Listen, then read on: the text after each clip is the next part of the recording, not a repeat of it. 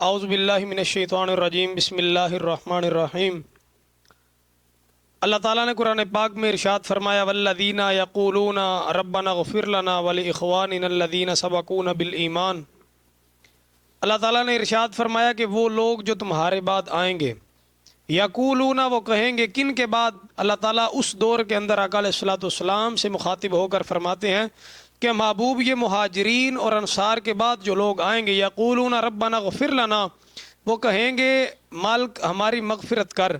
ولاخواننا الذین سبقونا بالایمان، اور جو ہم سے پہلے ایمان والے گزر چکے ہیں مالک ان کی بھی بخشش فرما دے۔ اب یہ کن کا ذکر ہو رہا ہے؟ آقا علیہ الصلوۃ والسلام نے جس بات کا یہ اشارہ کیا اللہ تعالیٰ نے کہ جو مہاجرین اور انصار کے بعد جو لوگ آئیں گے، یعنی کہ جو اسلام 100 سال 200 سال جو صدیوں بعد لوگ آئیں گے ایمان والے، وہ جو پہلے گزر چکے ہوں گے نیک لوگ، ان کے لیے مغفرت کی دعا کریں گے۔ حضرت ابو سعید خدری رضی اللہ تعالی عنہ آپ فرماتے ہیں کہ جب ایک انسان کو دفن کر دیا جاتا ہے تو اس کے ساتھ گناہوں کے پہاڑ ہوتے ہیں، تو جب وہ قیامت کے روز اٹھایا جائے گا تو اپنے دائیں اور بائیں دیکھے گا تو اس کے پاس جو ہے وہ 7 نیکیوں کے پہاڑ ہوں گے۔ حیران ہو کے پوچھے گا مالک یہ کہاں سے آئے؟ یہ میں نے اعمال تو اتنے کیے نہیں تھے۔ تو یہ حکم ہوگا، آواز الہی آئے گی کہ یہ تیرے وہ اعمال ہیں جو پیچھے سے تیرے گھر والوں نے، تیرے بچوں نے یا تیرے احباب نے صدقہ جاریہ کیا ہے، تجھے بخشا ہے، پڑھ کے اصالِ ثواب کیا ہے۔ حضور علیہ الصلوۃ والسلام جب کسی قبرستان سے گزرتے یا کسی قبر پر جاتے تو آپ فرماتے السلام علیکم یا اہل القبور یغفر اللہ لنا ولکم انتم سلفنا ونحن بالعصر، کہ سلامتی ہو یا قبر والے تم پر۔ اب یہاں پر ایک سوچنے کی بات ہے کہ اگر یہ سوچا جائے کہ کہیں قبر والے سنتے نہیں تو یہ احادیث پاک ہمیں کس طرف لے کے جا رہی ہے؟ لیکن ہمارا یہ سوچنا، یہ یہاں پر یہ ادراک کرنا، اس چیز پر یہ نقطہ لگانا یا یہ سوچنا کہ مردے نہیں سنتے یا قبر والا نہیں پہچانتا، یہ ہماری غلط فہمی ہے۔ کیونکہ نبی علیہ السلام نے فرمایا السلام علیکم یا اہل القبور یغفر اللہ لنا، کہ اللہ تمہاری مغفرت کرے، تم ہم سے پہلے گزر چکے، السلام علیکم۔ اور معمولی سی یہاں پر آپ کو میں ایک اور بات سمجھاتا چلوں کہ اگر ایک آدمی گھر کے اندر داخل ہو، کسی بھی اپنے گھر کے اندر داخل ہو، سامنے دیکھے کوئی بندہ ہے، کوئی آدمی ہے، اگر وہ سویا ہے تو پھر اگر اسے مرا نہیں سویا ہے اگر اسے سلام کرے تو یہ حکمت کے خلاف بات ہوگی۔ تو اسی طرح یہ بھی سوچا تھا حضور علیہ الصلوۃ والسلام نے یہ کس طرف یہ اشارہ کیا۔ غزوہ بدر کے موقع پر جب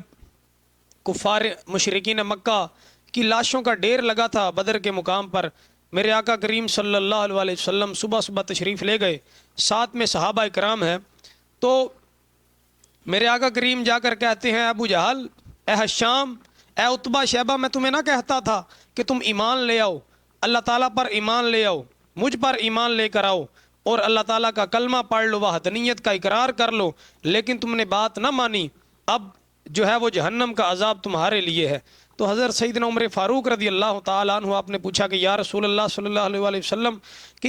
یہ بھی سنتے ہیں مردہ حالت میں؟ کیا یہ ہماری آواز کو پہچانتے ہیں، سنتے ہیں؟ تو میرے آقا نے فرمایا یہ ہم سے زیادہ سنتے ہیں اور ہم سے زیادہ پہچانتے ہیں۔ تو اب یہاں سے ہمیں یہ بھی عقیدہ ملتا ہے کہ مردے نہ صرف سنتے ہیں بلکہ ہمارے قدموں کی، آقا علیہ الصلوۃ والسلام نے ارشاد فرمایا کہ وہ ہمارے قدموں کی آہٹ بھی سنتے ہیں۔ تو یہ ادھر سے ہمیں یہ بھی عقیدہ ملا۔ اور دوسری بات یہ ہے کہ حضرت اما عائشہ صدیقہ رضی اللہ تعالیٰ عنہ روایت کرتے ہیں کہ آقا کریم صلی اللہ علیہ وسلم نے ارشاد فرمایا کہ جب کوئی بندہ مر جاتا ہے تو پیچھے سے کوئی اس کا احباب اہل خانہ میں سے کوئی پڑھ کر کوئی اس کے اصالِ ثواب کرتا ہے، اس کی بخشش کے لیے اسے بھیجتا ہے۔ تو جبرائیل امین نورانی تھال کی صورت کے اندر اس قبر والے کے پاس جا کر کہتے ہیں اے گہری قبر والے اٹھ، یہ تیرے فلاں نے فلاں تیرے رشتہ دار نے، فلاں عزیز نے تیرے لیے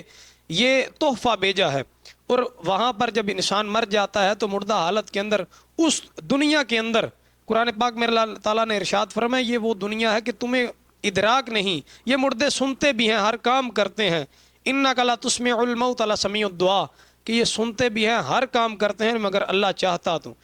اب یہاں سے یہ دیکھیں کہ انسان جب کوئی اصالِ ثواب کرے، کچھ بھیجے، تو وہاں پر مردے کو اور کسی چیز کی طلب نہیں ہوتی، مال و زر ہر چیز یہاں پر چھوڑ کر جاتا ہے، تو اس کس چیز کی طلب ہوتی ہے؟ نیکی کی، کہ کوئی بندہ پیچھے سے صدقہ جاریہ کرے۔ تو حضرت سعد بن عبادہ رضی اللہ تعالیٰ عنہ آقا علیہ الصلوۃ والسلام کی بارگاہ اقدس میں حاضر ہوئے، عرض کی فدا کے امی و ابی یا رسول اللہ، میرے ماں باپ آپ پر قربان، میری والدہ اس دنیا سے چلی گئی ہیں، کوئی ایسا عمل بتائیے کہ ان کی روح کو سکون ملے، ان کو جو ہے وہ فائدہ حاصل ہو۔ تو میرے آقا نے فرمایا مدینہ کے اندر پانی کی بہت قلت ہے، تم اس طرح کرو کہ کنواں کھدوا دو پانی کے لیے۔ تو حضرت سعد بن عبادہ رضی اللہ تعالیٰ عنہ نے وہ کنواں کھدوایا اور اپنی والدہ کے نام پر وقف کر دیا۔ تو میرے آقا نے فرمایا یہ ام سعد کا کنواں ہے، یعنی کہ سعد بن عبادہ کی والدہ کے نام کا کنواں ہے، اور قیامت تک یعنی کہ یہ ان کو اجر و ثواب بھی ملتا رہے گا اور اس سے فائدہ بھی حاصل کریں گے۔ پھر میرے آقا نے فرمایا مرنے کے بعد انسان کو 3 اعمال کام آتے ہیں، نیک عمل یعنی کہ اس کے بعد صدقہ جاریہ اور نیک اولاد۔ ان تینوں میں سے یہ ہمیں اب سوچنا ہوگا کہ کون سا عمل ہمارے لیے بہتر ہے۔ اور دوسرا یہ چیز کہ جو ہمارے آباء و اجداد، اہل خانہ اہل و عیال جو پہلے گزر چکے ہیں، جد امجد ہمارے، اب ان کے لیے بہتری کا کیا ذریعہ ہے، بہتری کی کیا چیز ہے جس کے لیے ہمیں ان کو کیا چیز نفع پہنچائے گی، فائدہ کیا چیز دے گی، ہمیں اس چیز کو نوٹس کر کے تو کچھ نہ کچھ ہر روز، ہر جمعرات کو، جمعۃ المبارک کو، بلکہ کچھ نہ کچھ پڑھ کے جو ہے وہ ان کے ایصال ثواب کرتے رہنا چاہیے، تاکہ اس میں ہمارا بھی فائدہ ہو اور جو ہمارے آباء و اجداد پہلے گزر چکے ہیں ان کا بھی فائدہ ہو۔ تو اللہ تعالیٰ سے دعا ہے اللہ تعالیٰ ہمیں